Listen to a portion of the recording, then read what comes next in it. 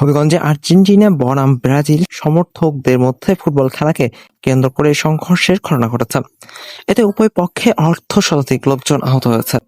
বুধবার ৩ জুন দুপুরে সদর উপজেলার লোকসা ইউনিয়নের কাশীপুর গ্রামে এই ঘটনা ঘটে।